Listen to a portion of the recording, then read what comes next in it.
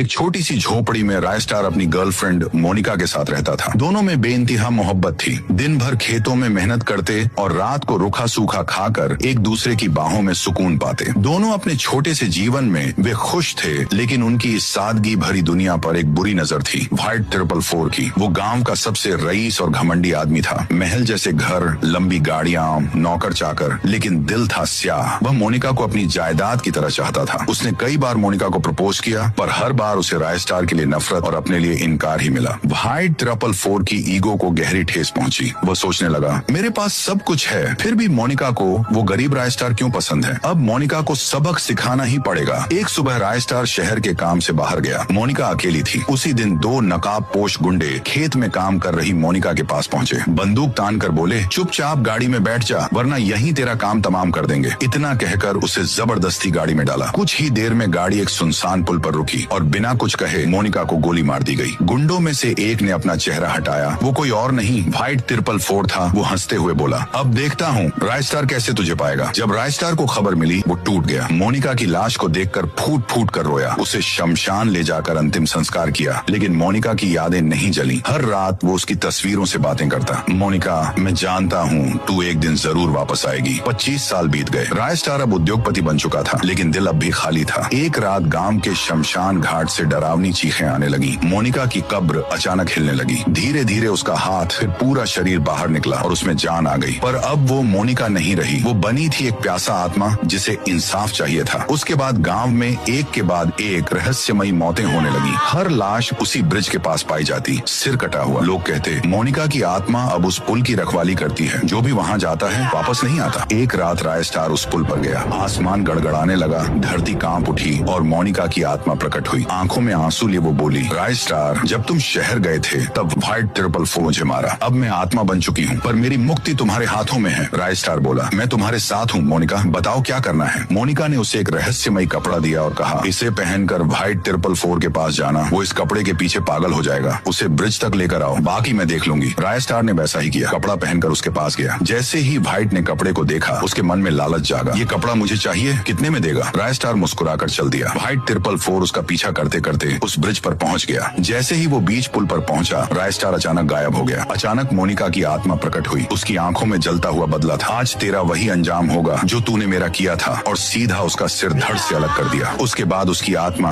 धीरे